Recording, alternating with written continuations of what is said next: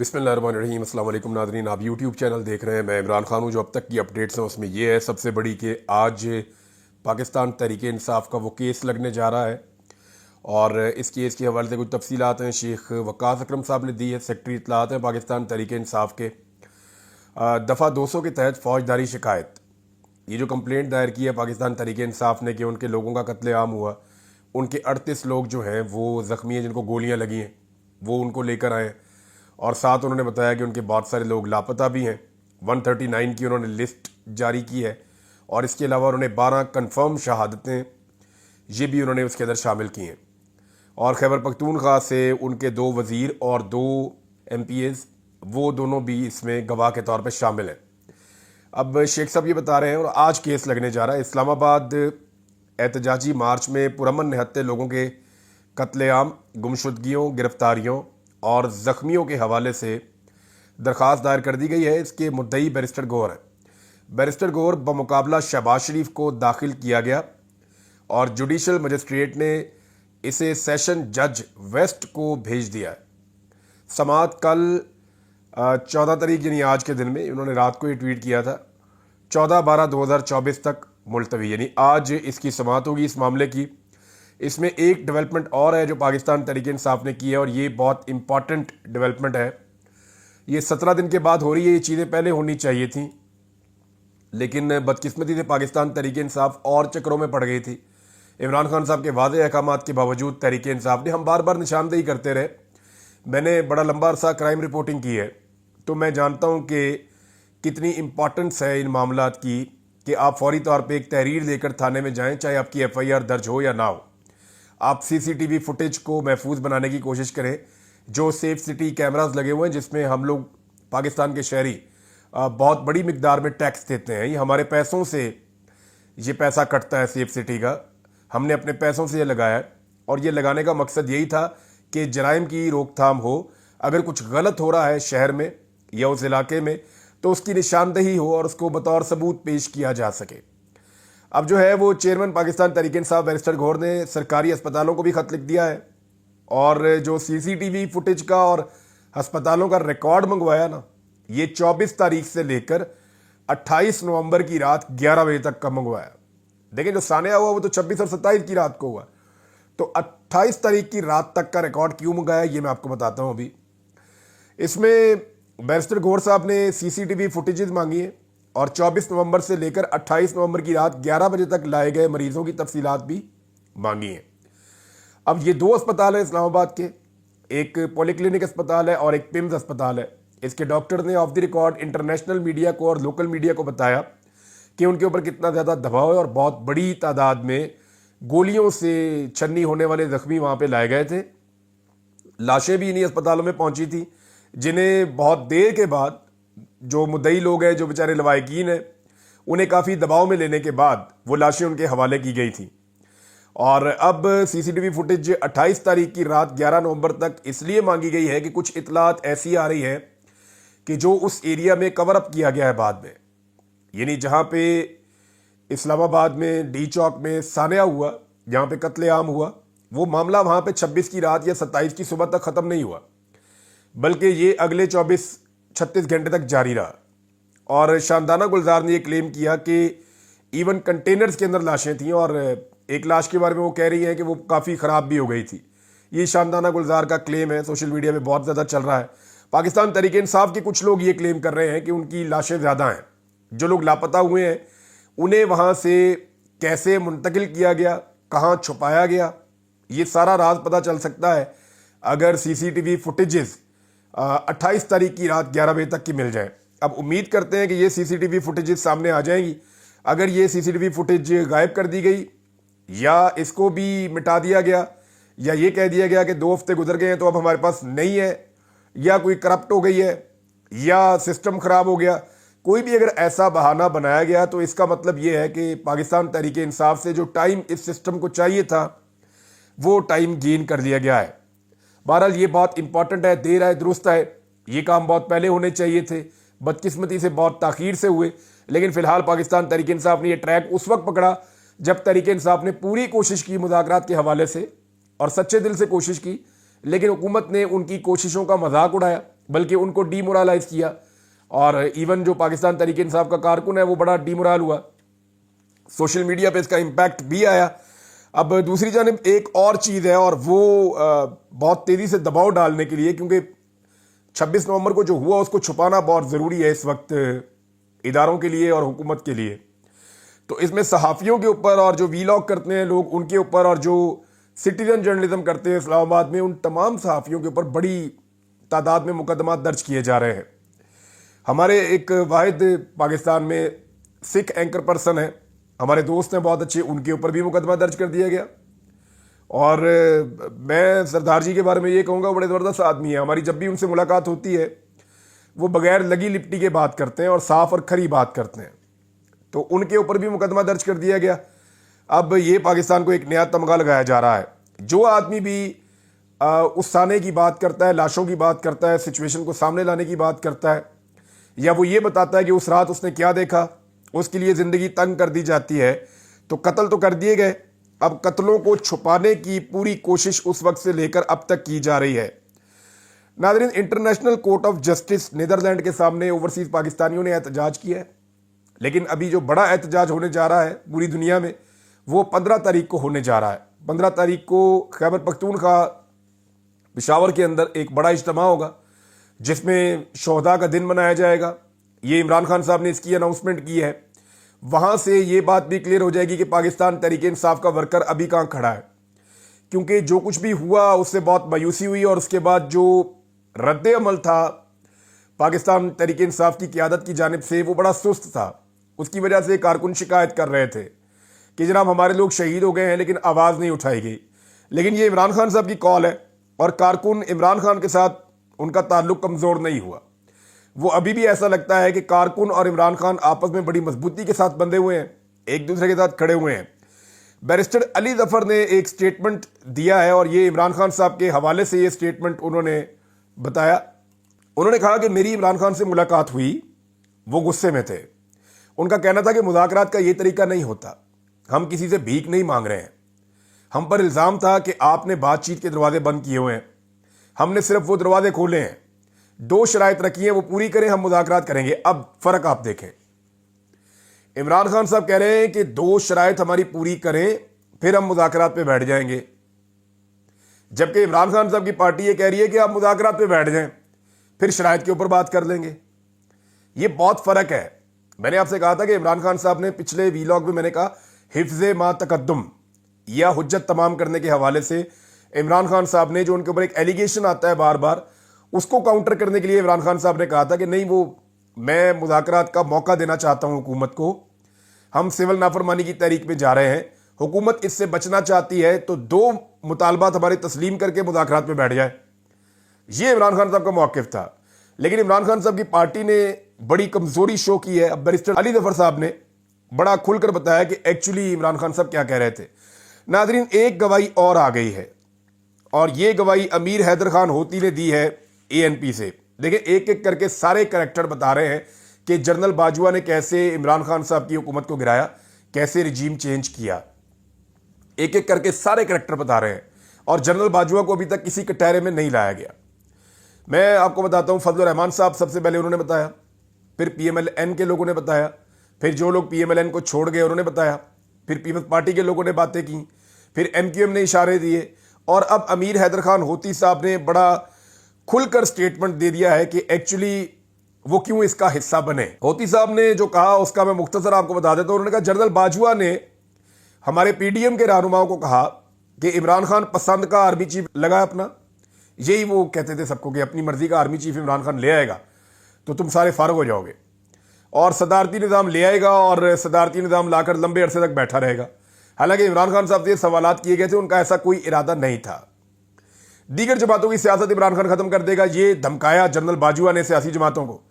میں تحریک عدم اعتماد لانے کا مخالف تھا، امیر حیدر خان ہوتی نے یہ انکشاف کر دیا ہے۔ پیپلز پارٹی اور نون لیگ کہتے ہیں ہم جمہوری ہیں، یہ بھی سوال انہوں نے اٹھا دیا۔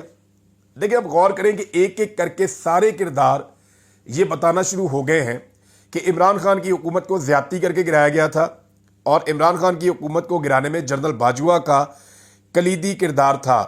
اب اگر جاوید لطیف صاحب کو آپ دیکھیں تو وہ ہر تھوڑے دن بعد سٹیٹمنٹ دے دیتے ہیں کہ عمران خان کی سہولت کاری ہو رہی ہے۔ جاوید لطیف صاحب ایک زبردست سیاسی کارکن ہے، شیخو پورہ سے ان کا تعلق ہے، انہوں نے بڑی لمبی سیاست کی ہے، بہت نیچے سے اوپر آئے، ان کے اوپر بہت سارے ایلیگیشنز بھی ہیں، لیکن اس کے باوجود انہوں نے اپنی سیاست کو قائم رکھا شیخو پورہ میں۔ اب جاوید لطیف صاحب نے اپنی سیاست اور اپنی مقبولیت کو زمین بوس ہوتے ہوئے دیکھا ہے۔ انہوں نے دیکھا کہ پی ایم ایل این کی عزت ختم ہوئی ہے تو ان کے دماغ پہ اثر تو پڑنا ہے، ان کو ایفیکٹ تو یہ چیز کرے گی، لیکن وہ پورا سچ نہیں بول رہے۔ وہ یہ تو کہتے ہیں کہ عمران خان کی سہولت کاری ہو رہی ہے، یہ دکھ تو ان کو ہے کہ ان کی جماعت جو ہے بہت بری طرح تباہ ہوئی، لیکن وہ یہ نہیں بتاتے کہ پی ڈی ایم کی جماعتوں نے اور خاص طور پہ ان کی جماعت نے عمران خان کی حکومت کو گرانے کے لیے اسٹیبلشمنٹ کو کس نوعیت کی سہولت کاری دی تھی۔ اگر انہیں بھی ایسی سہولت کاری چاہیے جو عمران خان صاحب کے ساتھ ہو رہی ہے تو میں چند چیزیں بتاتا ہوں۔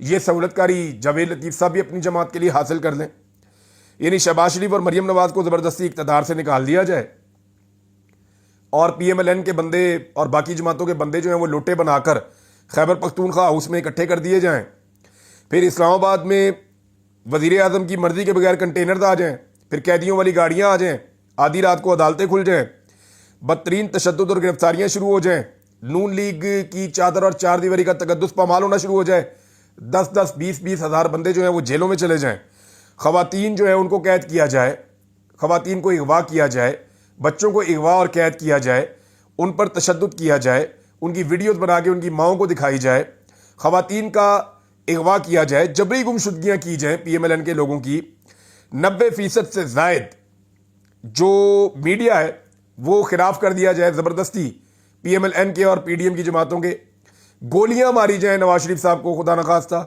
188 مقدمات نواز شریف اور ان کے خاندان پر بنائے جائیں، بلکہ خاندان کو ملائیں تو 200 سے اوپر چلے جاتے ہیں، کاغذات چھینے جائیں جاوید لطیف صاحب کے اور ان کی ساری پارٹی کے لوگوں کے جب وہ جمع کروانے جائیں، ان سے ان کا انتخابی نشان شیر چھین لیا جائے، کسی کو آلو دے دیں، کسی کو بینگن دے دیں، کسی کو توڑی دے دیں، کسی کو پیڑی دے دیں، کسی کو منجی دے دیں، کسی کو گلاس دے دیں، کسی کو جوتا دے دیں، ایسے تضحیک آمیز قسم کے انتخابی نشان ان کو دیے جائیں، کوئی جلسہ اور جلوس انہیں نہ کرنے دیا جائے، ساری پارٹی نامعلوم مقامات سے چھپ چھپ کر الیکشن لڑتی پھرے، عدت جیسا گھٹیا کیس ان کے اوپر بنایا جائے، پھر جعلی فارم 47 جاری کیے جائیں ان کے مخالفین کو، اور پھر آپ سے آپ کی اکثریت چھین لی جائے، اور جب آپ اس کے بعد مینڈیٹ کی واپسی کے لیے نکلیں تو کبھی کنٹینرز، کبھی آنسو گیس، کبھی ربڑ کی گولیاں اور کبھی اصلی گولیاں آپ کو ماری جائیں، اور پھر ثبوت بھی مٹا دیے جائیں۔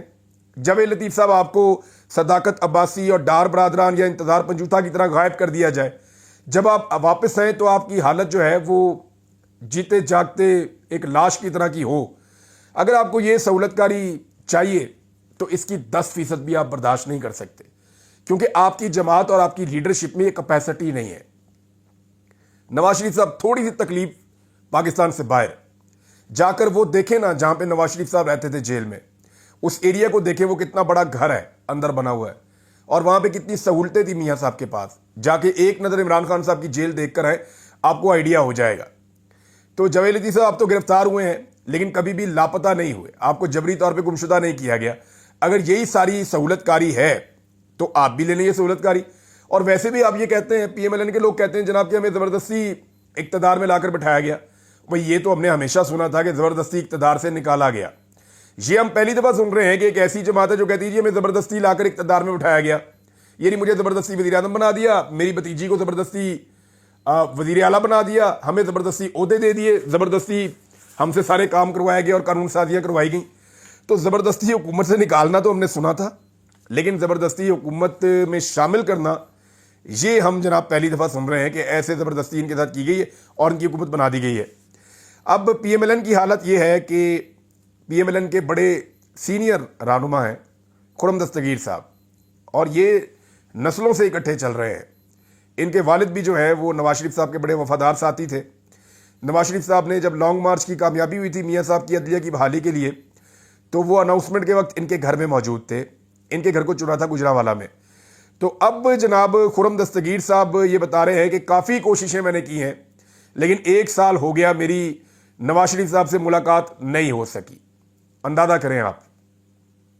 اب ڈر میاں صاحب کو اس بات کا کہ خرم دستگیر یہ کہہ دیں گے کہ میاں صاحب دیکھیں میں نے جعلی فارم 47 لینے سے انکار کیا، میرے اندر غیرت تھی, میں نے کہا جی ٹھیک ہے مبین عارف جٹ جیت گیا ہے. لیکن میاں صاحب آپ کو بھی چاہیے تھا کہ آپ یاسمین راشد کے مقابلے میں جعلی فارم 47 لینے سے انکار کر دیں. تو میاں صاحب اتنے شرمندہ ہیں کہ اپنے وفادار ساتھیوں سے بھی نہیں مل پا رہے. اب خرم دستگیر کہتے ہیں کہ ووٹ کو عزت دو کا نعرہ لگانے کی سخت اب پارٹی میں باقی نہیں رہی, اور اس مقصد کے لیے حکومتوں کی قربانی دینی ہوتی ہے. لیکن جو مرضی کر لیں, اب آپ جو کچھ آپ نے اس ملک میں کر دیا ہے, اب بڑے لمبے عرصے تک آپ کو اس کی قیمت چکانی پڑے گی, اور اس کی سب سے بڑی تو سیاسی قیمت ہوگی. ناظرین, ایک اور بڑی امپورٹنٹ چیز ہے کہ عمران خان صاحب کو کیا فوجی عدالت میں ٹرائل کیا جا سکتا ہے؟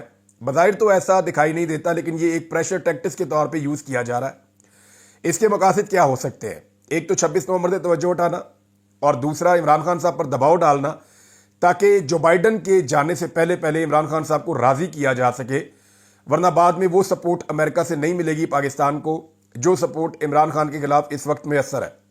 لیکن ایک اور بہت بڑا سوال ہے, کیا پاکستان میں کسی کو آئین شکنی پر آج تک فوج نے سزا دی ہے یا ملٹری کورٹ میں ان کا کیس چلا؟ پاکستان میں 4 ڈکٹیٹر سٹیٹ اوے آئے ہیں, انہوں نے آ کر پاکستان میں بار بار آئین شکنی کی ہے. آئین کو رونتے ہوئے انہوں نے ملک کے اندر مارشل لا لگائے, لیکن ان میں سے ایک کا بھی کورٹ مارشل نہیں ہوا. اگر واقعی پاکستان میں یہ سوچ لیا ملٹری اسٹیبلشمنٹ نے کہ انہوں نے انصاف فراہم کرنا ہے, تو ان 4 ڈکٹیٹر کی قبروں کا بھی احتساب کیا جا سکتا ہے. لیکن ایسا نہیں ہو رہا. اگر عمران خان صاحب کا ملٹری کورٹ کے اندر ٹرائل ہوتا ہے تو اس کا موازنہ ان 4 ڈکٹیٹروں کے ساتھ کیا جائے گا, اور یہ کہا جائے گا دیکھیں سیاستدانوں کا تو ہو رہا ہے, لیکن جو 4 ڈکٹیٹر پاکستان کا آدھا ٹائم کھا گئے ان کا کسی قسم کا احتساب نہیں ہو رہا, اور عالمی سطح پہ اس کا بڑا سخت رد عمل سامنے آئے گا. جسٹس منصور علی شاہ صاحب کا ناظرین ایک لیٹر بھی سامنے آیا ہے, اور انہوں نے جسٹس جمال مندوخیل صاحب کو لیٹر لکھا ہے 26ویں ترمیم کے حوالے سے. یہ بہت امپورٹنٹ ہے کیونکہ حکومت اپنے جج لانا چاہتی ہے. حکومت ان لوگوں کو جج بنانا چاہ رہی ہے یا ان وکیلوں کو جج بنانا چاہ رہی ہے ہائی کورٹس کے اندر جن کی خدمات ہیں پی ایم ایل این کے لیے یا پاکستان کی اسٹیبلشمنٹ کے لیے یا پی ڈی ایم کی جماعتوں کے لیے, یا جو لوگ اینٹی عمران خان ہیں جو خدمات سر انجام دیتے رہے ہیں, انہیں جج بنانا چاہ رہی ہے یہ حکومت. اب حکومت کی وہاں اکثریت ہو گئی ہے. اسی چیز کی نشاندہی کی ہے جسٹس منصور علی شاہ صاحب نے. انہوں نے chairman rules committee justice Jamal Khan Mandokhel کو خط لکھا جس میں انہوں نے کہا کہ 26ویں آئینی ترمیم نے ججز تقرری سے متعلق اختیارات کے توازن کو بگاڑ کر ایگزیکٹو کو اکثریت فراہم کر دی ہے, جس سے عدلیہ میں سیاسی تعیناتیوں کا خطرہ لاحق ہو گیا ہے. یعنی جو پورا کا پورا ججز تعیناتی کا طریقہ کار تھا, اس کی جو کمیٹی ہوتی تھی اس میں عدلیہ کی طاقت زیادہ ہوتی تھی اور دوسری سائڈ کم ہوتی تھی, تو ججز فیصلہ کرتے تھے کہ کون بہتر جج ہو سکتا ہے, اس کو لایا جاتا تھا. اب یہ ہو رہا ہے کہ سیاستدانوں کی انوالومنٹ بڑھ گئی ہے, جس کو آپ کہہ سکتے ہیں کہ ایگزیکٹو ممبر اسمبلی وغیرہ, یہ وہ ان کی انوالومنٹ بڑھ گئی ہے, ان کی تعداد بڑھ گئی ہے. تو جو عوامی نمائندے یا جو سیاستدان چاہیں گے وہ بندہ جج بن جائے گا, چاہے جج اس کے خلاف ہی موقف کیوں نہ اختیار کریں. جسٹس منصور علی شاہ صاحب نے ججز تعیناتی کے حوالے سے جوڈیشل کمیشن آف پاکستان کی تشکیل کردہ کمیٹی کے چیئرمین جسٹس جمال خان مندوخیل کو خط لکھا. منصور علی شاہ صاحب نے کہا کہ آئینی عدالتوں میں ججز کی تقرری سے متعلق رولز تشکیل دینا انتہائی اہم ہے. ججز تقرری کے لیے رولز کی تشکیل عدلیہ کی آزادی اور قانون کی حکمرانی کے لیے ناگزیر ہے. انہوں نے لکھا کہ آئین کا آرٹیکل 175A جوڈیشل کمیشن اور رولز تشکیل دینے کا اختیار دیتا ہے. کمیشن کے رولز میں ججز تقرری کے لیے رولز بنانا بھی شامل ہے. رولز کے بغیر ججز تقرری کے لیے جوڈیشل کمیشن کے اقدامات غیر آئینی ہوں گے. یہ آپ دیکھ لیجئے. انہوں نے کہا کہ ملک میں عدلیہ کو ہمیشہ سے ججز کی تقرری کا اختیار رہا ہے, ہمیشہ سے ججوں کو عدلیہ لگاتی رہی ہے. 26ویں ترمیم نے یہ اختیار بگاڑ دیا ہے, اس کا توازن, اور عدلیہ سے یہ اختیار لے کر اب سیاستدانوں کے پاس چلا گیا معاملہ. یہ ہے تو ان کا یہ کہنا ہے کہ کمیشن میں ایگزیکٹو کو اکثریت فراہم کر دی گئی ہے. جوڈیشل کمیشن کی تشکیل نو سے عدلیہ میں سیاسی تعیناتیوں کا خطرہ لاحق ہو گیا ہے. انہوں نے کہا ایسے رولز بنائیں جو عدلیہ کی آزادی اور میرٹ پر ججز کی تقرریاں یقینی بنائیں. رولز تشکیل دینے والی کمیٹی ایسے ججز کی تعیناتی یقینی بنائے جو قانون کی پاسداری کریں.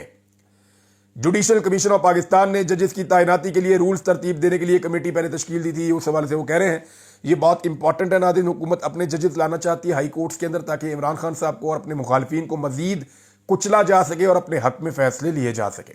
اب تک کے لیے اتنا ہی. اپنا خیال رکھیے گا, اپنے اس چینل کا بھی. اللہ حافظ.